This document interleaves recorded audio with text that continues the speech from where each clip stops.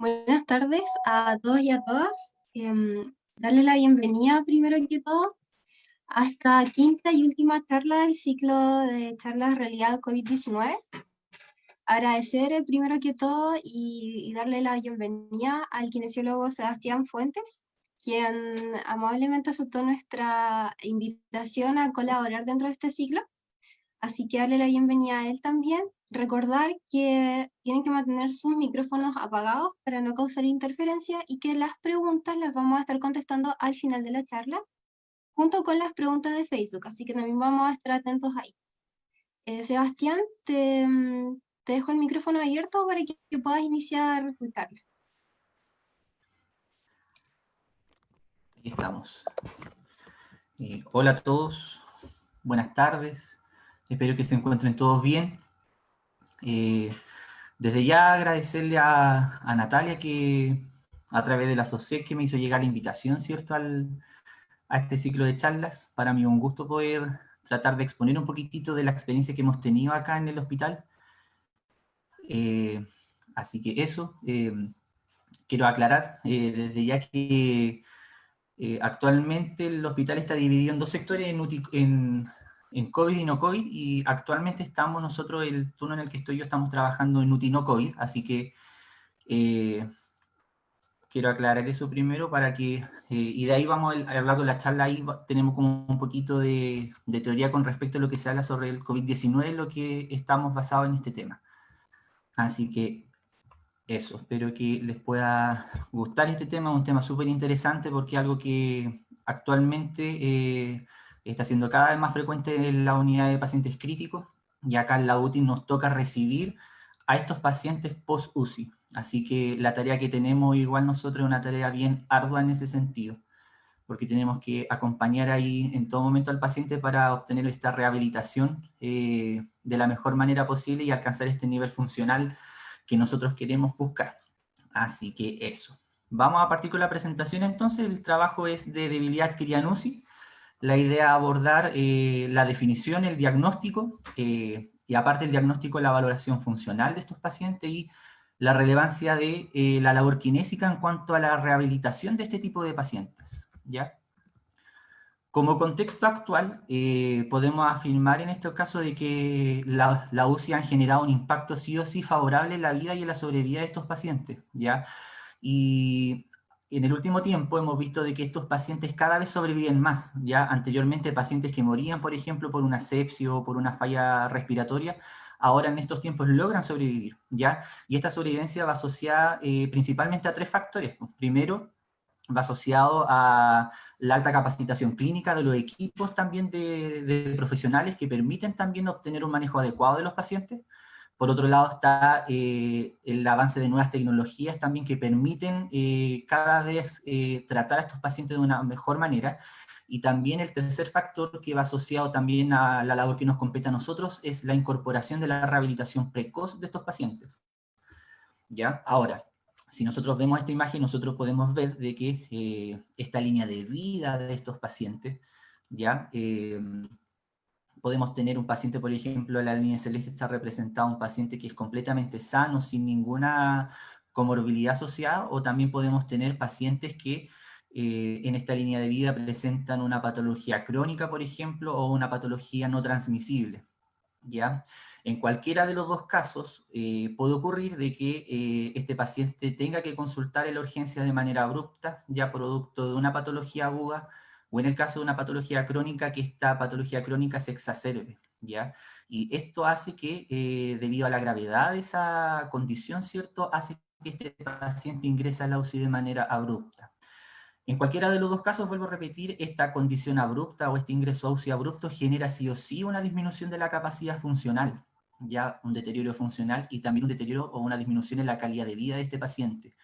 Ahora, esta disminución de calidad de vida no solamente es solitaria, o sea, no es solamente para el paciente, sino que también es una disminución de calidad de vida para la familia que rodea a ese paciente, porque posteriormente ellos van a tener que cumplir este rol de cuidador, ¿ya? Por lo tanto, la calidad de vida de ellos también se ve alterada.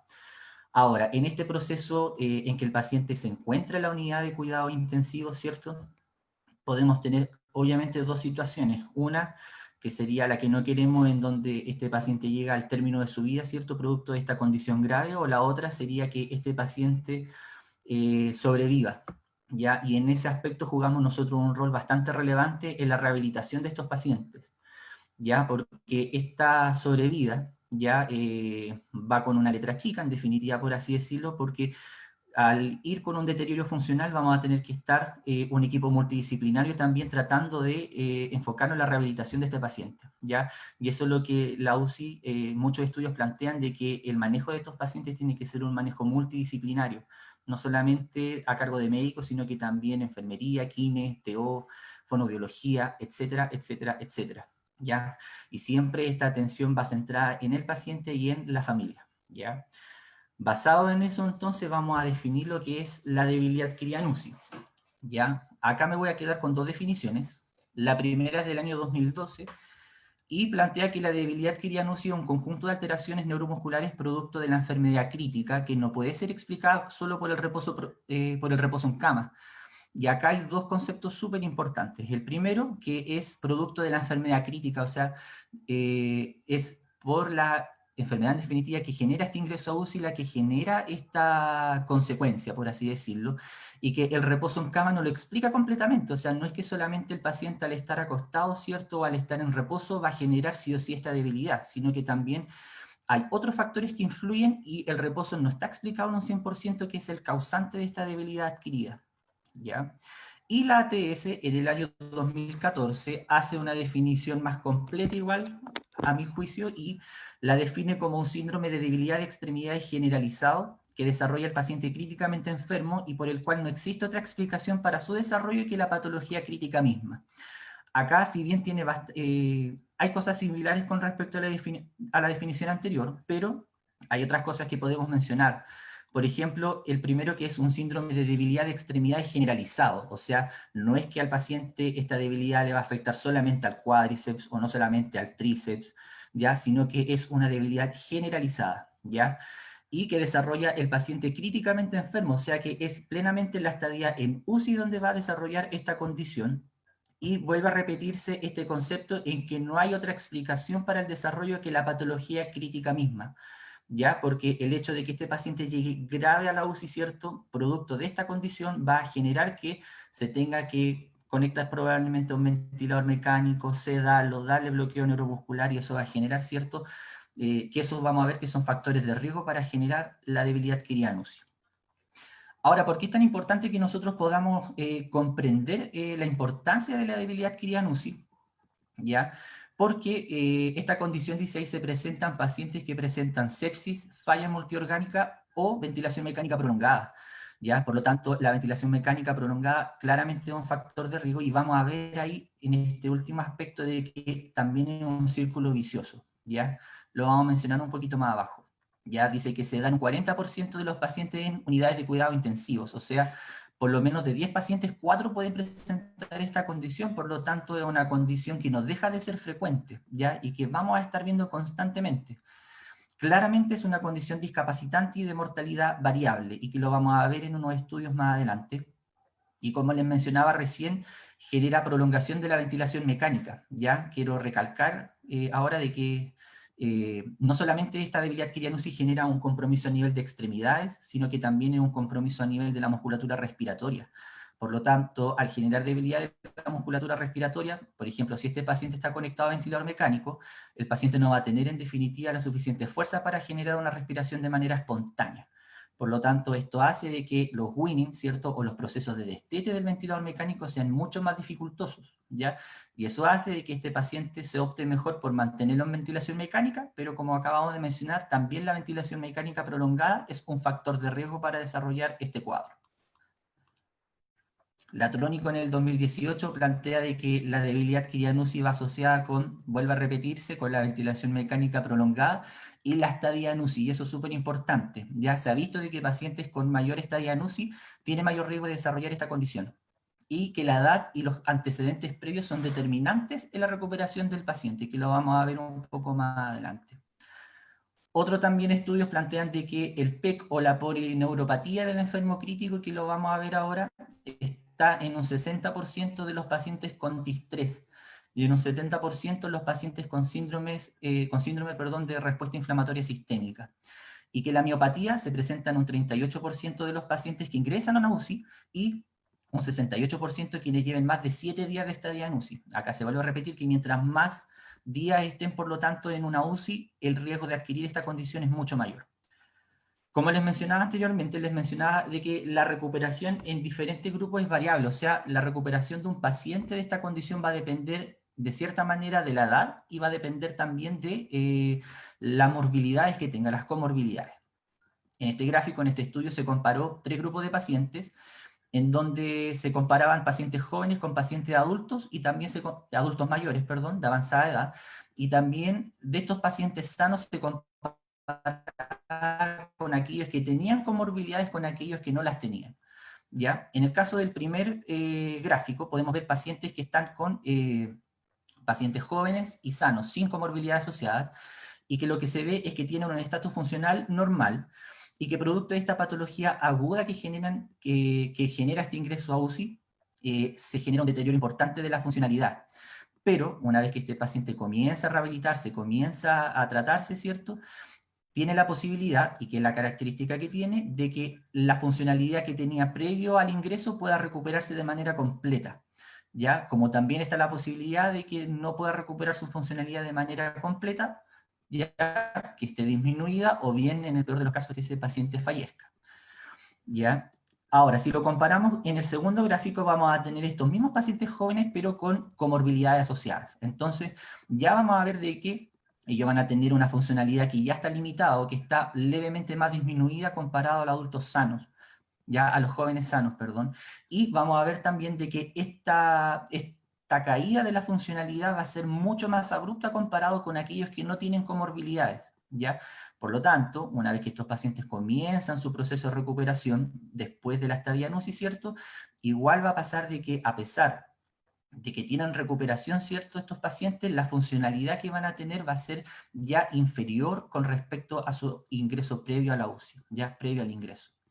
Y más aún podemos ver en los casos pacientes de avanzada edad con estatus mórbidos o con comorbilidades severas, ya en donde estos pacientes claramente antes de su estadía en UCI ya vienen con una funcionalidad bastante disminuida, y que producto de la patología aguda que ellos desarrollan y que genera el ingreso a UCI, tenemos dos condiciones. La primera es que hay un descenso abrupto de la funcionalidad, y segundo, que la estadía en UCI es mayor a la normal con respecto a los dos grupos anteriores, ¿ya? Y lo otro es que, a pesar de que estos pacientes comiencen con la rehabilitación y lo demás, va a pasar de que la recuperación de su funcionalidad claramente no va a ser la más adecuada, ¿ya? No van a recuperar probablemente su nivel funcional previo, ¿ya?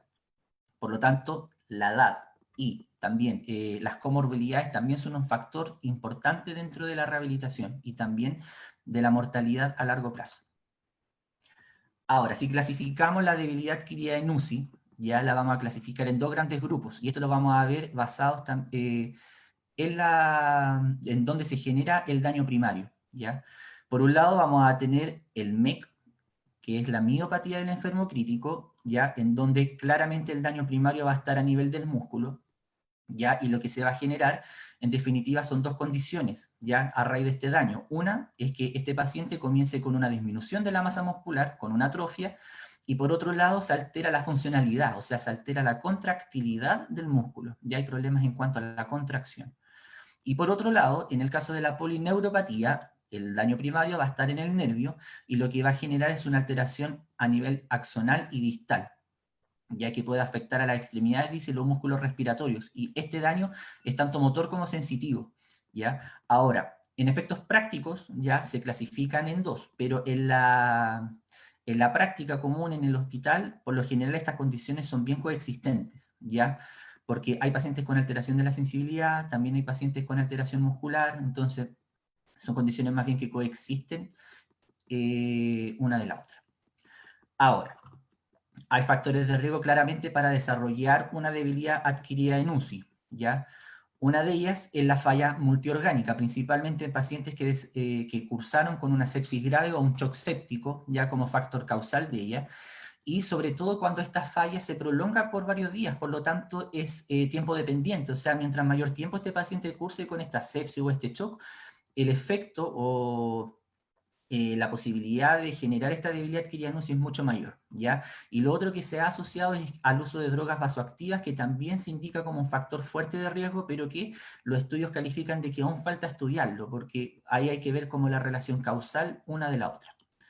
Por otro lado, la hiperglicemia, sobre todo las hiperglicemias refractarias, ya pacientes con diabetes, por ejemplo, también tienen un mayor riesgo de generar una debilidad adquirida en UCI, y aparte se ha identificado que la hiperglicemia está relacionado con un factor perjudicial sobre el sistema neuromuscular.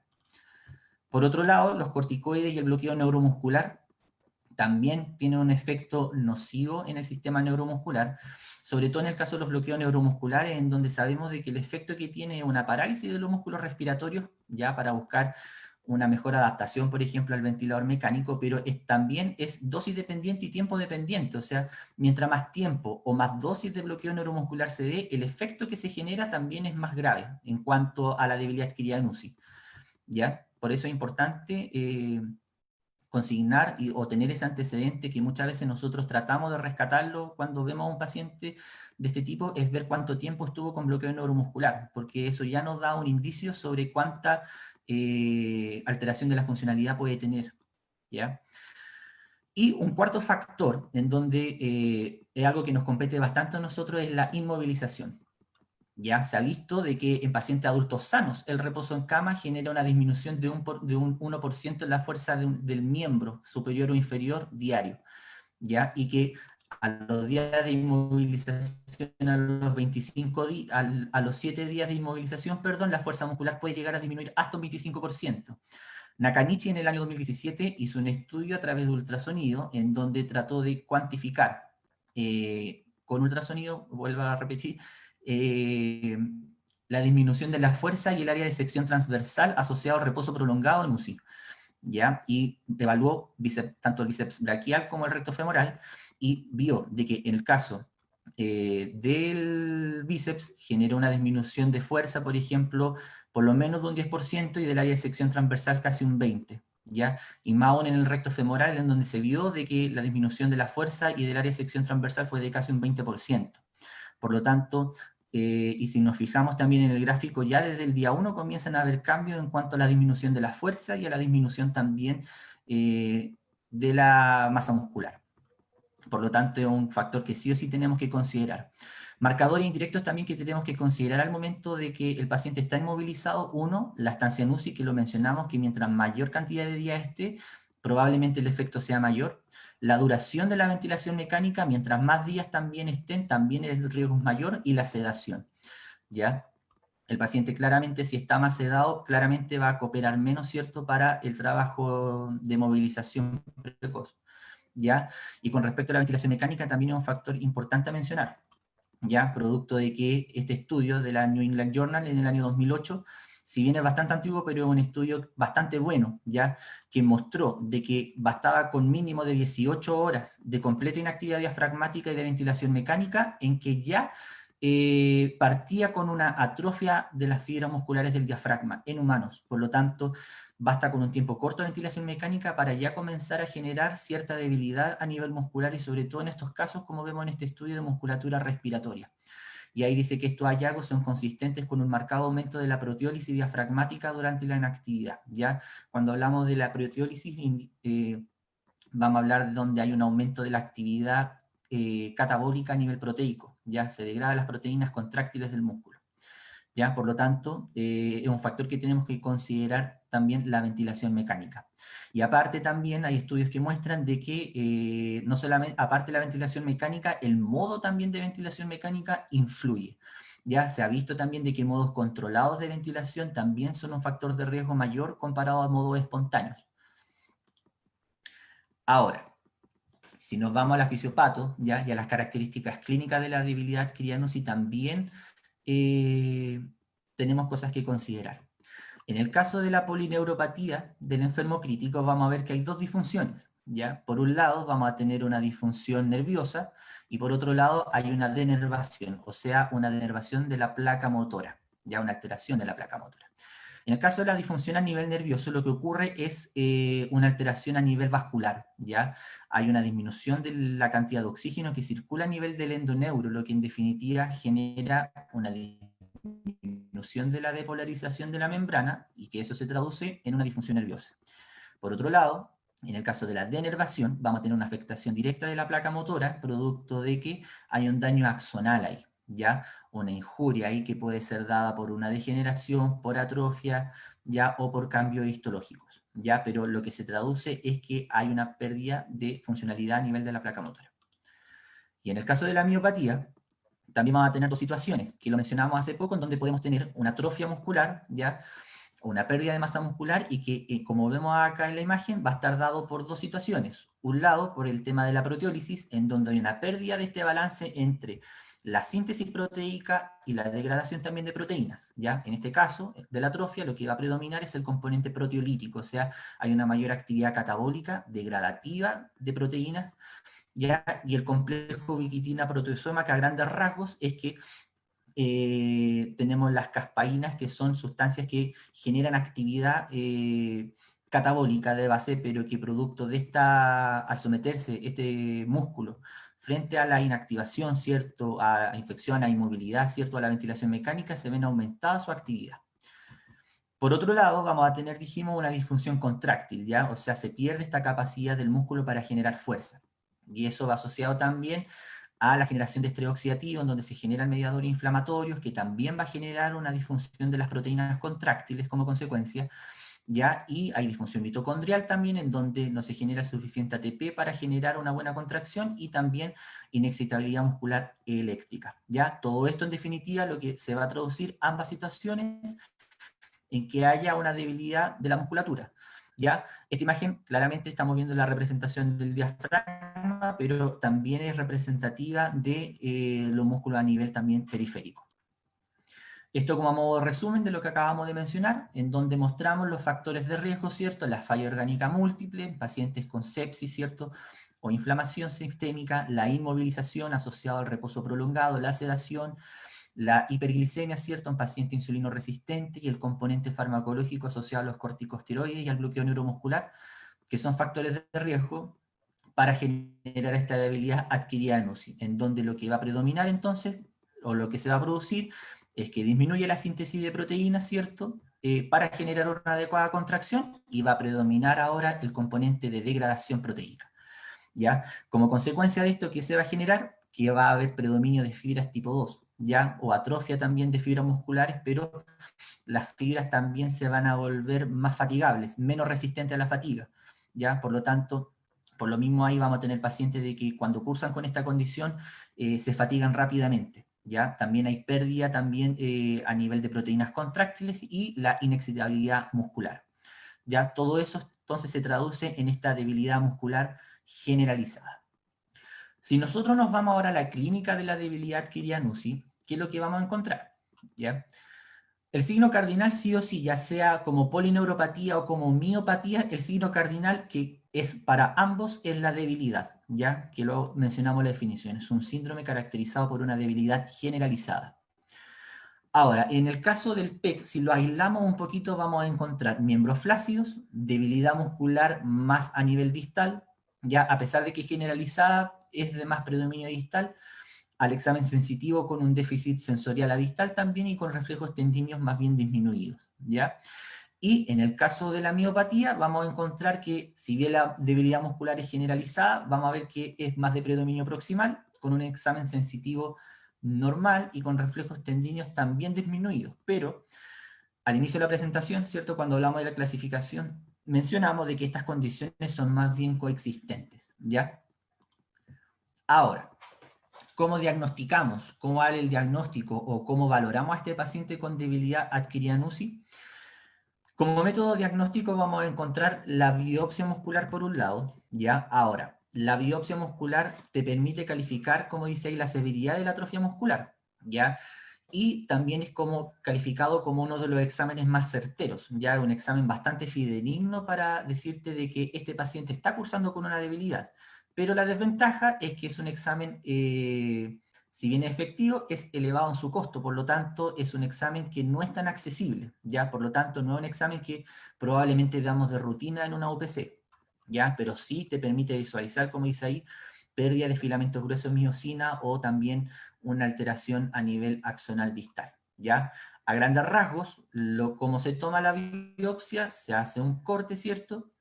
Porque la idea es sacar un trocito de músculo, y se pone un inyector en donde a través de presión negativa, ¿cierto?, se puede extraer la fibra muscular, idealmente de manera longitudinal o en el mismo sentido de la fibra muscular, hace la presión negativa, y finalmente eso se manda a analizar. Pero como les digo, un examen que probablemente de rutina no se haga.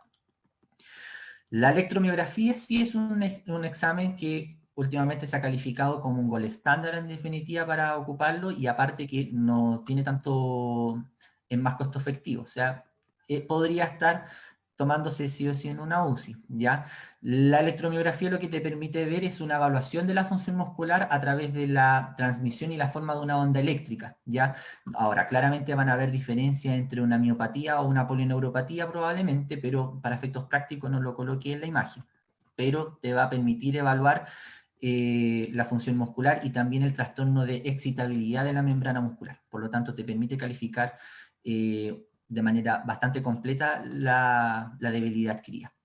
Ahora, sí, lo que se ha aplicado en la unidad de pacientes críticos es la ultrasonografía o el ultrasonido, ¿ya? ¿Por qué? Porque es un examen, primero que está, vamos a ¿cómo lo vamos a decir? Para que coloquialmente está a la mano, ya es un examen que no es invasivo, ya, y que puede ser utilizado, como dice ahí, bedside, o sea, lo podemos valorar inmediatamente ahí de manera directa, ¿ya? Y es una herramienta que, que en los últimos años ha sido bastante útil para valorar el componente de la atrofia muscular, no solamente para valorar musculatura periférica, sino que también se ha utilizado para valorar musculatura respiratoria, para valorar excursión diafragmática, por ejemplo. Pero cada vez un examen que está tomando mucha mayor potencia en la unidad de pacientes críticos. Acá vuelvo a repetir el estudio que habíamos visto al comienzo, en donde esto se basó en un estudio a partir de ultrasonido, pero que mostró diferencias significativas en cuanto a la disminución de la masa muscular y en el área y en cuanto a la fuerza que puede realizar mientras más días pasen el paciente en una UCI. Ahora, la desventaja o la particularidad que tiene el ultrasonido, vamos a volver un poco, es que este paciente yo lo puedo utilizar perfectamente en un paciente no cooperador, ¿ya? No es necesario que el paciente te coopere para poder valorar el componente de debilidad con un ultrasonido, ¿ya? Pero un examen que se ocupa bastante también es la escala MRC, ¿ya? Es una escala que en el último tiempo también es bastante buen predictora de debilidad adquirida en UCI, ¿ya? La escala MRC, como dice ahí, es cualitativamente predictora de debilidad adquirida en UCI, pero ahí hay que tener ojo de que no diagnostica por sí sola, ¿ya?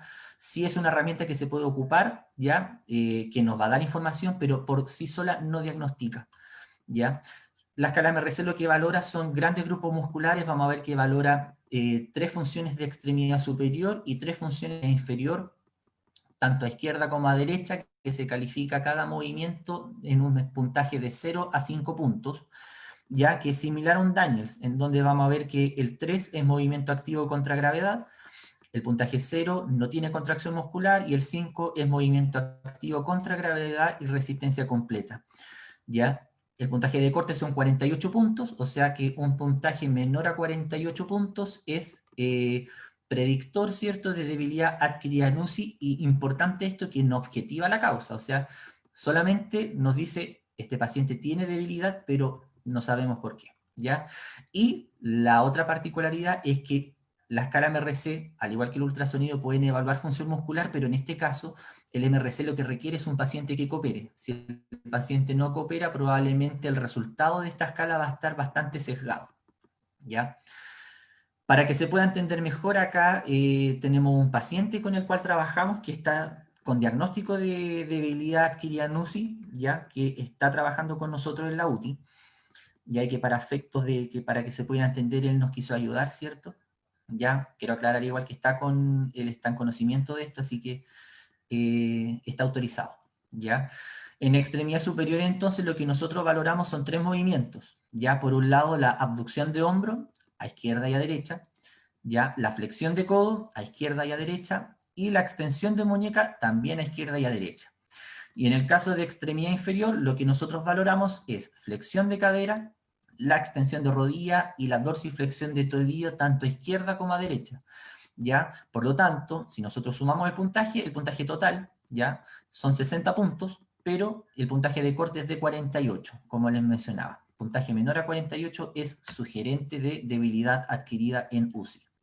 ¿Ya? Ahora, como les decía, la escala MRC ha sido una escala que ha tenido bastante aceptación y que está siendo una herramienta cada vez más utilizada en lo que en el contexto de un paciente crítico, ya sea en UCI o en UTI, ¿ya? Y que este estudio planteó de que es una muy buena herramienta porque correlaciona la mortalidad al año de seguimiento post-alta, ¿ya? En este estudio lo que se mostró, se tomó el último MRC aplicado a estos pacientes que se sometieron a este estudio, ¿ya? Y se comprobó de que estos pacientes, por ejemplo, en la línea roja que vemos acá, donde el último MRC tomado en la UCI con un puntaje menor a 36, el 50% de esos pacientes que salían a la UCI al año ya no, estaban muertos, ¿ya? Y comparado a la línea azul, ¿cierto? Pacientes con MRC mayor o igual a 48, ¿cierto? Que no es sugerente de debilidad, solamente un 90% sobrevivía, por lo tanto solamente un 10% fallecía. Ya, por lo tanto, el MRC también es una herramienta que nos permite predecir, ¿cierto?, cómo va a ser el comportamiento de este paciente post-alta, ¿ya? O post-salida de esta unidad de cuidados intensivos, ¿ya? Hablamos entonces ya de la valoración de la función muscular, ¿ya? Pero, como yo les mencionaba, el impacto que tiene esta debilidad que ya no es un impacto también funcional, ¿ya? Y una herramienta que nosotros podemos ocupar para hacer esta valoración funcional es a través de la escala FCS-IQ, ya que es una herramienta también que cada vez está tomando mayor importancia para tomarlo, producto de que primero es un instrumento bastante acotado y atingente, ¿ya? Valora 5 funciones, ¿ya? Que son el giro a la cama, la transferencia de supino a sedente, la transferencia sedente bípedo, el sedente al borde de la cama, perdón, y la marcha. Todo esto en un puntaje que va de 0 a 7 puntos, puntaje total son 35 puntos, y lo que permite valorar es una valoración funcional del desempeño físico, como dice ahí, de este paciente. Ya, y la ventaja que tenemos es que se puede aplicar constantemente para poder, al ser acotado, permite hacer varias valoraciones, ya, para ir viendo cómo va evolucionando, ya. Documenta con éxito, dice, las mejoras funcionales de estos pacientes, ya. Selena Parry también en el año 2015 nos muestra herramientas que podríamos aplicar también para valorar a estos pacientes durante la estadía, ya en la UCI, que son estas dos, admisión en la UCI y en el tiempo en que se está levantando. ¿Ya? Ahí vemos, por ejemplo, herramientas como el ultrasonido, la bioimpedancia igual, que se puede ocupar, la escala MRC, ¿ya? Y en el caso para valorar la movilidad funcional, ahí tenemos el FCS-IQ que podríamos tomar, ¿ya? Pero hay muchas herramientas que nosotros podemos ocupar, ¿cierto?, para valorar un paciente. La idea es que siempre haya consenso igual con el equipo clínico, que todos tengamos la misma información. Pues la idea es que el FCSIQ, por ejemplo, si es que lo aplicamos en la unidad, la idea es que todos apliquemos la misma escala y no hayan diferencias, ya para tener también un registro continuo de cómo evoluciona ese paciente. Ahora, con respecto a ya hablamos, ¿cierto?, de la clínica, de la fisiopatología, del diagnóstico, y ahora nos vamos como algo bastante importante que es la intervención. Hablamos, ¿cierto?, de que habían factores de riesgo para generar esta condición, ya como lo era la falla multiorgánica, la hiperglicemia, el bloqueo neuromuscular y la inmovilización. ¿Ya? Por lo tanto, este estudio de la CHES en el año 2007 lo que plantea es un manejo anticipativo, o sea, si este paciente viene con factores de riesgo, es mejor empezar a tratarlo de manera anticipada para que no genere este cuadro, para que no genere esta debilidad adquirida. ¿Ya?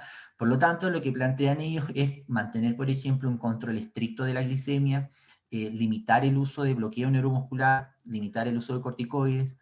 En el caso de la sedación, lo que recomiendan ellos es crear un protocolo de sedación para evitar que estos pacientes estén sedados más de lo necesario.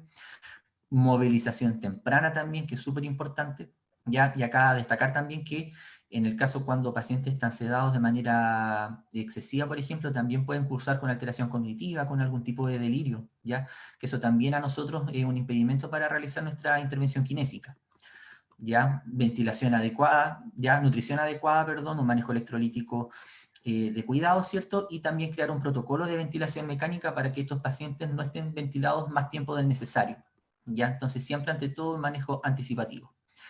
Con respecto a la labor kinésica, este estudio es bastante completo y bueno, que nos muestra un estudio en donde se analizaron 104 pacientes, ya en donde se dividieron en dos grupos, ya un grupo de intervención en donde partieron con rehabilitación precoz temprana, ¿cierto?, en la UCI, y un grupo de control. ¿Ya? Lo que podemos ver es que en este estudio, ya en el grupo de intervención, hay diferencias igual consistentes. Por ejemplo, del grupo en que se intervino a través de movilización o de rehabilitación precoz de estos pacientes, un 59% de ellos logró recuperar su estatus funcional previo a la estadía en UCI, ¿ya? A diferencia de un 35% en el grupo control, ¿ya? También los días, por ejemplo, en cuanto al delirio que yo les mencionaba, ¿cierto? Fueron menos, incluso 0 días en algunos pacientes que no tuvieron delirio, ya en aquellos que se intervino de manera precoz, comparado a los grupos de control que estuvieron en promedio 4 días, ¿ya? Pero en general, como vemos ahí en el rango, todos presentaron delirio, ¿ya? También podemos ver que los días libres de ventilador fueron más también en el caso de los pacientes los que se intervino de manera precoz. Ya la duración del ventilador mecánico fue en días mucho menor, 3-4 días, ¿cierto? En comparación a 6 días, ya comparado al grupo control. ¿Ya? Y la mortalidad también que fue menor, igual un 18%, un 25% en el grupo control. ¿Ya? Esto mismo lo podemos ver en este gráfico, en donde podemos ver que en el grupo de intervención, en que se intervino a través de rehabilitación precoz, vemos que pudieron recuperar de manera mucho más temprana la funcionalidad, ya un 80% de los pacientes que fueron intervenidos en la UCI, ¿cierto?, lograron una recuperación de su funcionalidad previa al ingreso a UCI, ya incluso desde los 21 días, ¿cierto?, de hospitalización, ¿ya? A diferencia de en azul, ¿cierto?, que son los grupos controlados, donde no se intervino de manera precoz, en donde lo que se vio fue que solamente una parte de ellos lograba recuperar y había un buen porcentaje ahí que no lograba recuperar su función previa. Este estudio también de Somers, en el año 2015, lo que plantea también es que da una recomendación de que cada unidad de cuidado intensivo, ya, o los equipos de trabajo en la UCI, posean un protocolo de movilización precoz. Ya, y es súper importante porque eso también nos permite tratar de manera oportuna a estos pacientes. Ya, que podemos ver que también ella plantea en el estudio, ya, parámetros o consideraciones que tenemos que tener antes de verlo, por ejemplo, la frecuencia cardíaca, la presión, la saturación de oxígeno, parámetros del ventilador, frecuencia respiratoria, el nivel de conciencia, que es súper importante, ya, la temperatura, y también nos da ciertas indicaciones y contraindicaciones, ¿cierto?, de cuándo iniciar o cuándo no iniciar la terapia de rehabilitación, ¿ya? O también nos orienta en estos casos, ¿cierto?, qué es lo que nosotros debiéramos hacer con el paciente basado en, por ejemplo, en la escala RAS, ¿cierto?, que mide sedación, y con el S5Q que te mide cooperación, ¿cierto? Si tiene un S5Q menor a 3 y el paciente no coopera mucho, probablemente esto es lo que yo debiera trabajar, y con pacientes más cooperadores, ¿cierto?, y con más despiertos, debiera trabajar esta batería de ejercicio. Entonces, la idea, estos son solamente recomendaciones, pero vuelvo a repetir de que la recomendación de este estudio es que cada equipo de trabajo posea un protocolo propio de rehabilitación precoz. Este es otro estudio también en donde muestra ciertos niveles motores del 0 al 5, con cosas que tú tienes que trabajar también dentro de tu terapia kinésica, basado, igual como vemos ahí, en el nivel de cooperación, y en cuanto a parámetros, signos vitales, ¿cierto?, o otros exámenes que tenemos que considerar. Pero esto permite también de que tu rehabilitación sea mucho más ordenada, ¿cierto?, y nos permite también resguardarnos a nosotros cuando las condiciones no están para hacer la kiné. Ahora, trabajo que nosotros podemos hacer con estos pacientes variados. Acá pongo una batería de algunas cosas que podemos trabajar. Movimiento articular, ¿cierto?, para conservar rangos pasivos que nos acorte, ¿cierto? Posicionamiento, estiramiento muscular para mantener una flexibilidad adecuada, movilidad activa, y no solamente activa, movimiento activo asistido, contra resistencia, trabajar la funcionalidad con transferencia, ¿cierto?, el balance y la marcha. Pero como les mencionaba, esto también depende de la estabilidad del paciente y del grado de cooperación. Por lo tanto, son variables que nosotros debiéramos considerar antes de determinar qué es lo que vamos a hacer con el paciente. ¿ya? Porque probablemente si ese paciente está hemodinámicamente inestable o no te coopera mucho, probablemente no vamos a poder avanzar mucho en cuanto a la quimio, ¿ya? Y esto es también importante aclarar con respecto al anterior, que es cada nivel motor, por ejemplo, es bastante dinámico. No es que, por ejemplo, vamos a retroceder un poco, acá no es que si yo al paciente en la mañana lo vi con un nivel 3, por ejemplo, no significa que yo en la tarde lo voy a tratar, voy a hacer la misma batería de tratamiento de este nivel. Puede que este paciente evolucione mejor en la tarde, entonces puede que haga otro tipo de intervención, o puede que este paciente evolucione de manera más deteriorada y por lo tanto tengo que adecuar a otro tipo de intervención. Entonces son niveles más bien dinámicos, ¿ya? Ahora, como vemos en la foto, acá, hay multitud de cosas que nosotros podemos hacer con el paciente en la medida que, como les mencionaba recién, la estabilidad del paciente y la cooperación te lo permita.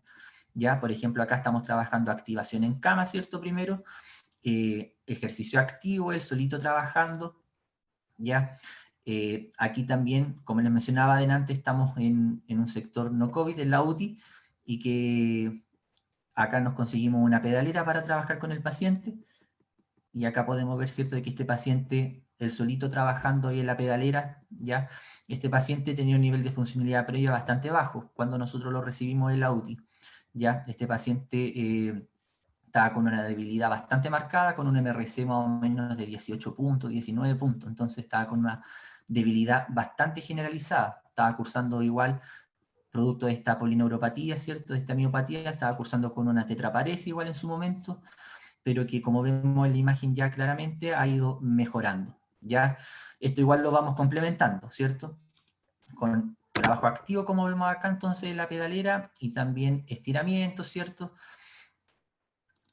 y lo otro, trabajo de transferencias, ¿ya? Entonces acá como vemos en la imagen ahí, esto era de días antes, entonces ahí en donde el paciente necesitaba asistencia para mantener este control incidente de manera dependiente en definitiva, porque ahí tenemos aún, está la colega ahí trabajando con él para mantenerlo ahí el sedente bien sentadito y que no colapse, ¿ya?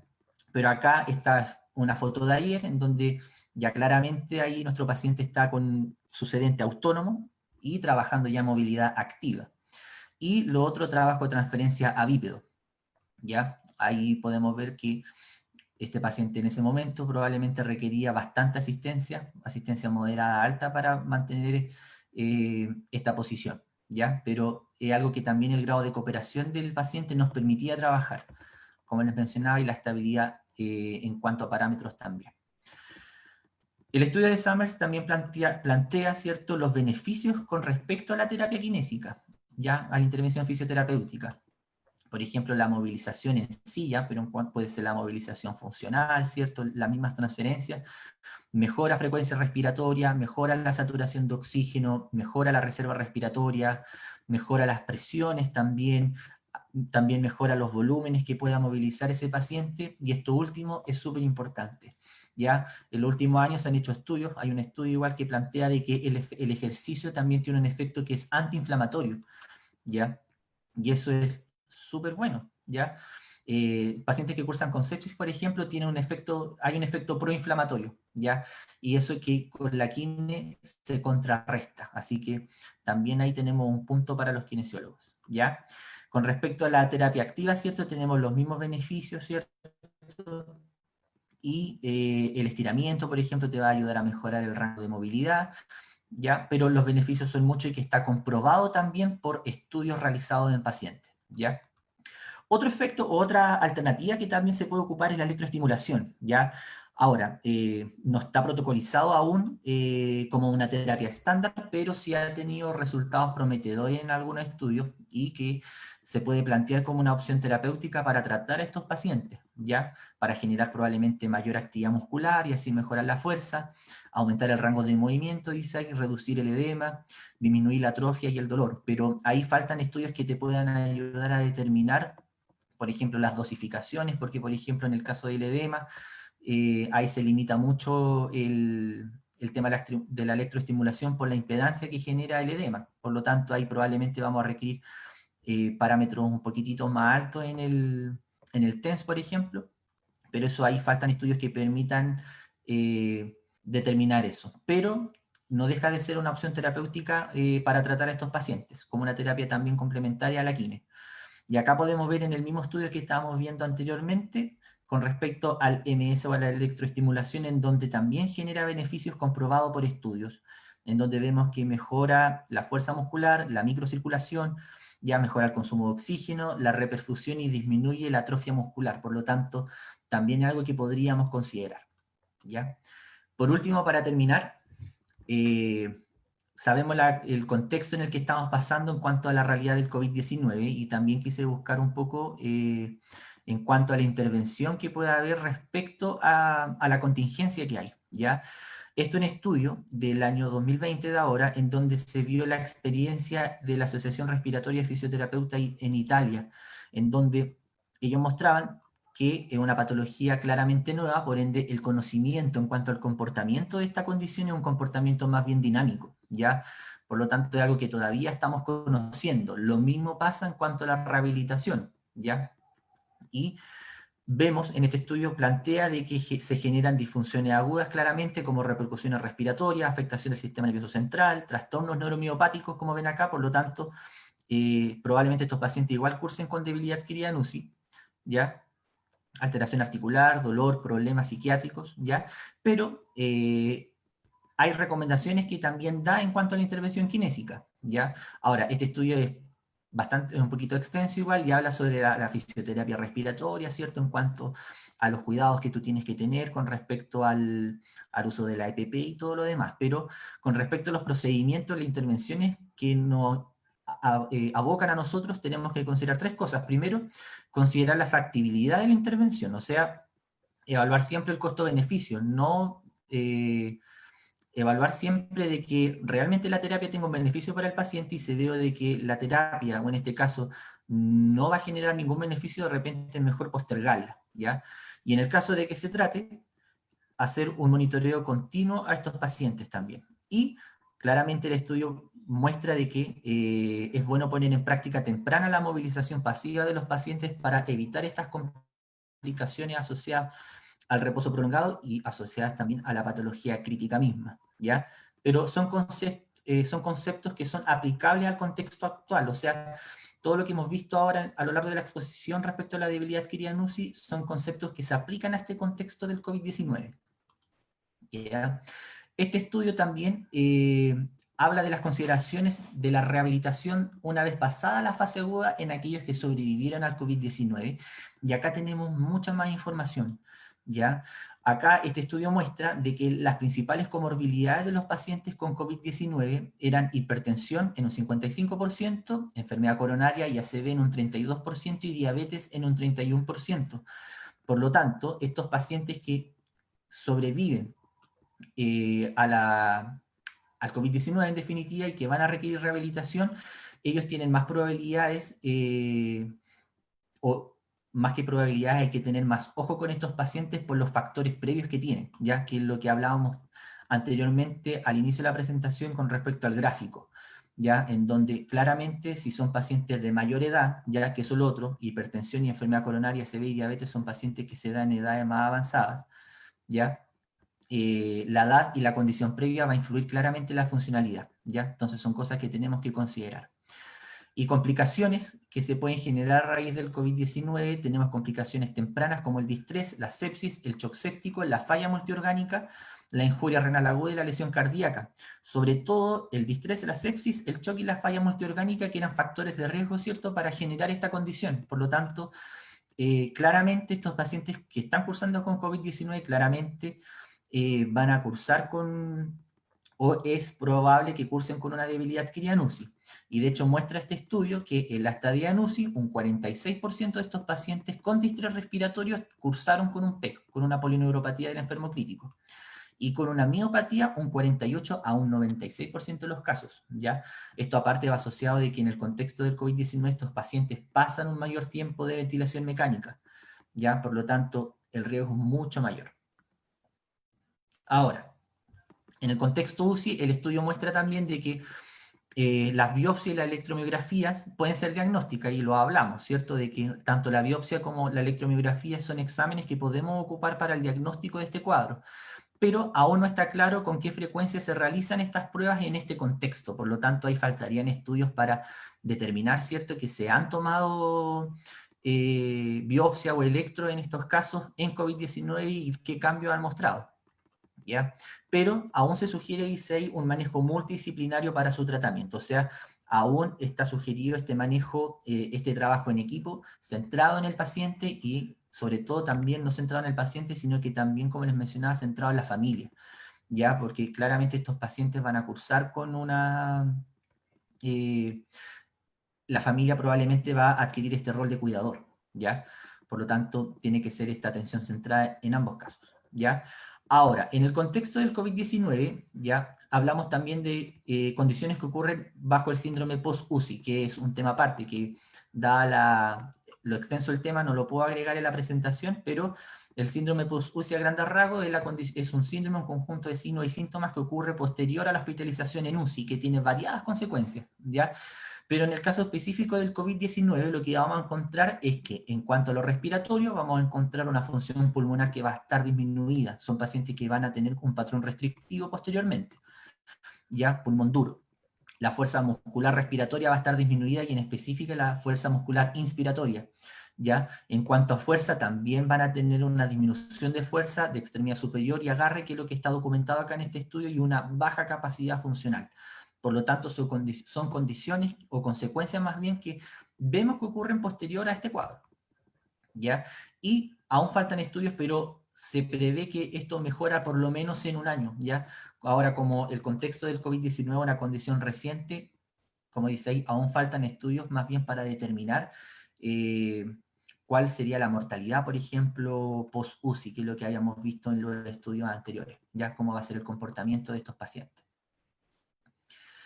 Ahora, como les mencionaba yo, en el contexto del COVID-19 hay varias secuelas que se pueden generar, ¿ya? Una de ellas, por ejemplo, son secuelas cardíacas, ¿ya? Posterior al COVID-19, o sea, podemos tener pacientes que van a estar con arritmia, insuficiencia cardíaca, pueden cursar con disminución de la fracción de eyección, y que se ha visto, sobre todo este documento está basado también en un paciente chino que se ha visto que han cursado con taquicardia persistente como signo común, posterior, ¿cierto?, a la fase post-aguda del COVID-19, pero que esta taquicardia persistente no ha generado mayor sintomatología o no ha generado un empeoramiento de la condición de ese paciente. Es más, que incluso ha generado esta taquicardia que se mantuvo, después se recupera, ¿ya? Pero sí es un signo cardíaco que se puede ver posterior a la fase aguda de la infección por COVID. ¿Ya? Secuelas neurológicas, se ha visto de que en un 36.4% de los casos cursan con signología más bien aguda, como dolor de cabeza, confusión, alteración de conciencia, parestesias, y que también se ha visto de que pacientes que han cursado con COVID-19 pueden aumentar el riesgo de eventos cerebrovasculares agudos, ¿ya? Y la infección por el SARS puede incluir también enfermedades neurológicas como lo que acabamos de ver hoy día, como la polineuropatía y la miopatía o encefalitis por causa viral, ¿ya? A nivel renal también vamos a tener consecuencias, y a nivel cognitivo sobre todo también, eso es importante consignar, ¿ya? Nosotros nos enfocamos solamente ahora en lo que es el aspecto motor, la intervención kinésica, pero esto es un conjunto de cosas que pueden ocurrir en el paciente, ¿ya? Y también una secuela que puede haber a raíz de esta estadía en UCI, ya no solamente para COVID-19, sino que también para un paciente no COVID, son secuelas a nivel cognitivo, ¿ya? Pero en este contexto, a nivel COVID, hay un deterioro cognitivo que se puede dar en un 70 a un 100% de los casos post-UCI. Ya pueden cursar con alteración de conciencia, pérdida de la atención, habilidad visual espacial alterada, pérdida de la memoria o pérdida de la función ejecutiva, ¿ya? Y funciones psicológicas también, o hay secuelas psicológicas en donde estos pacientes cursan con depresión o ansiedad general, ¿ya? Y como les mencionaba anteriormente, también es un riesgo para la familia, o idealmente la atención central a la familia, porque ellos van a cumplir este rol de cuidador. Por último, en cuanto a la rehabilitación de estos pacientes que sobreviven al COVID-19, lo que recomienda este estudio claramente es una rehabilitación respiratoria y una rehabilitación funcional.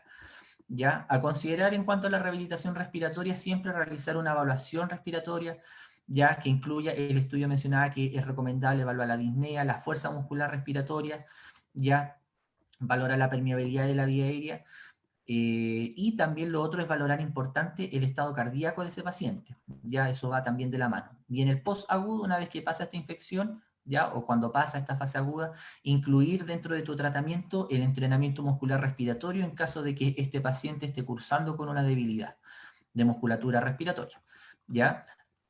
Valorar la higiene bronquial y también los dispositivos PEP, ¿cierto? De presión expiratoria positiva, que también pudieran dar buenos resultados, ¿ya? Ahora, cualquier intervención que uno realice en estos pacientes, la recomendación es siempre tener cuidado de evitar sobrecargar el sistema respiratorio. Por lo tanto, lo que requerimos en estos casos es siempre tener un monitoreo constante de ese tipo de pacientes, ¿ya? Y en cuanto a la rehabilitación funcional, la recomendación que da este estudio es siempre comenzar en el estadio agudo, ¿ya?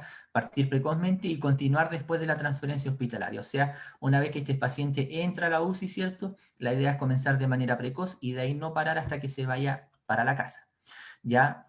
Cosas que podemos considerar dentro de la rehabilitación funcional, tenemos la movilización temprana, el posicionamiento, las transferencias, valoración de sus actividades de la vida diaria, ¿ya? Respetando, vuelvo a repetir, siempre el estado respiratorio y hemodinámico del paciente para no sobrecargarlo, ¿ya?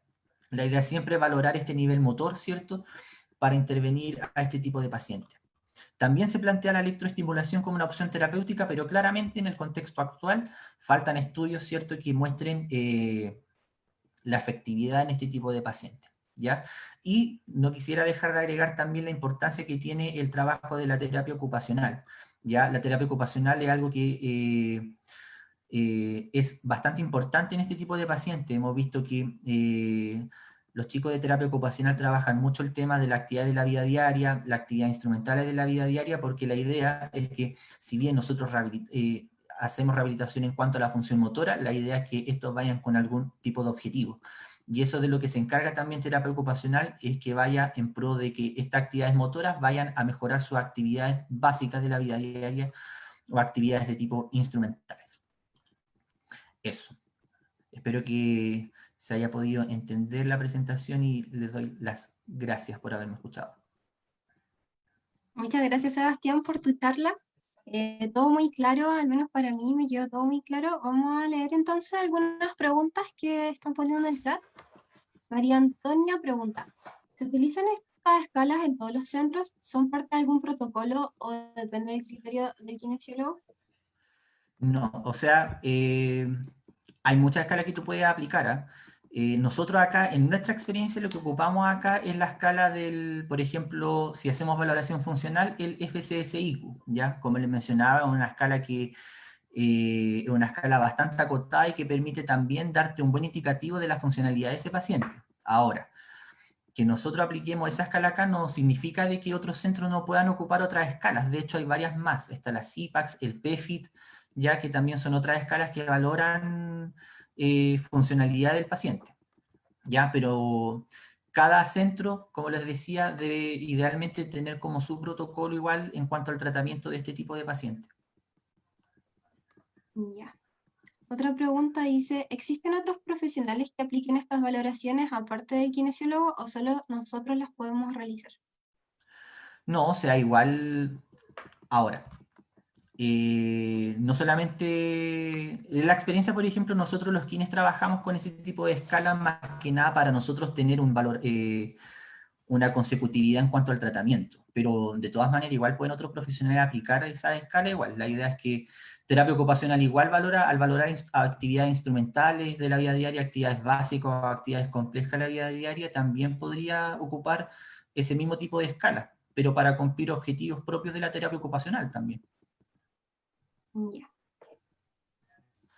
Otra pregunta dice, ¿existen parámetros establecidos que deben lograr los pacientes para dar su alta? Eh, no, o sea, de repente eso no depende mucho de nosotros, porque, por ejemplo, nos ha pasado, este paciente, el que estaba mostrando acá en la presentación, no sabemos hasta cuándo va a estar, ¿ya? Entonces la idea es que este paciente, una vez que el tiempo que esté hospitalizado acá, en este caso en la UTI, se logre el mayor nivel de funcionalidad posible. ¿Ya?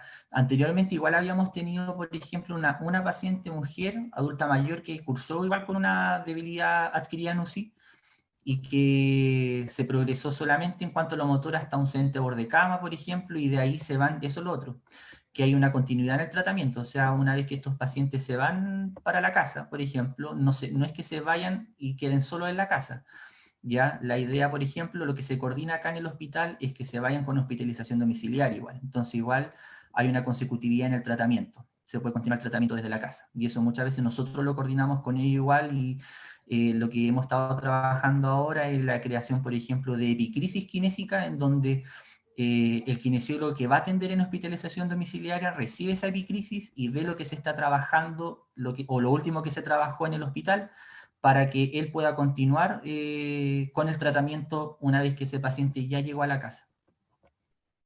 Ya.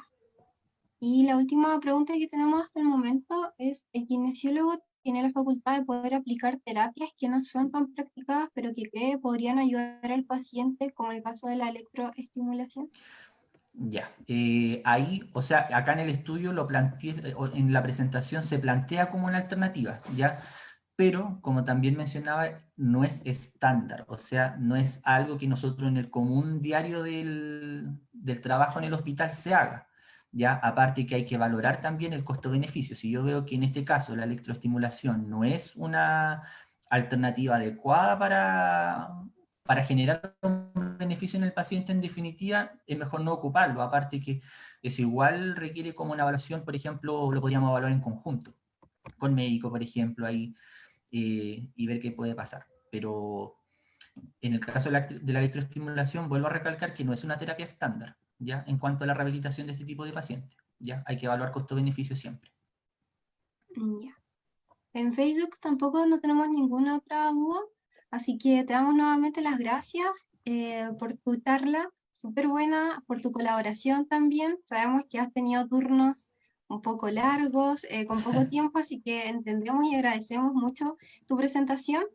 También agradecerle a todos los que se conectaron durante esta charla, durante todo el ciclo. Y lo finalizamos de esta forma, invitarlos también a nuestras próximas actividades que estaremos publicando por nuestro Instagram y por nuestro Facebook. Así que los dejamos invitados para todas las otras actividades que se vienen. Y nuevamente muchas gracias a ti, Seba, y a todos los expositores que estuvieron a lo largo del ciclo. Muchas Gracias a gracias. usted. Gracias a usted. Lo último, quería hacer un agradecimiento igual al equipo del hospital, en específico al equipo de la UTI. Actualmente, dado la contingencia, igual hemos tenido que tratar de transformar en definitiva todo lo que se ha trabajado, porque estamos en un servicio que no es como la UTI físicamente, pero con los chicos y el equipo de trabajo hemos trabajado lo mejor posible, y les doy las gracias también a los chicos que me ayudaron igual a hacer esta presentación, específicamente a mi colega que está ahí en la portada, que es Ramón, así que le doy las gracias también a todos los chicos que me han ayudado también para hacer esta presentación. Y gracias a ustedes igual, a la SUSEC. eh, lo que habíamos comentado en antes, tuvimos como problemas antes igual para poder coordinarnos, pero ya al final todo sale bien. Así que gracias a ti, Natalia, igual por la invitación. De nada, estás invitado a cualquier otra actividad que nos salga. Así Gracias. que muchas gracias a todos también los que siguieron hasta el final. Gracias. Y recuerden quedarse en casa todos los que puedan para ayudar a parar esta pandemia. Así que muchas gracias a todos y a todas. ¿No? Desconectarnos. En 3, 2,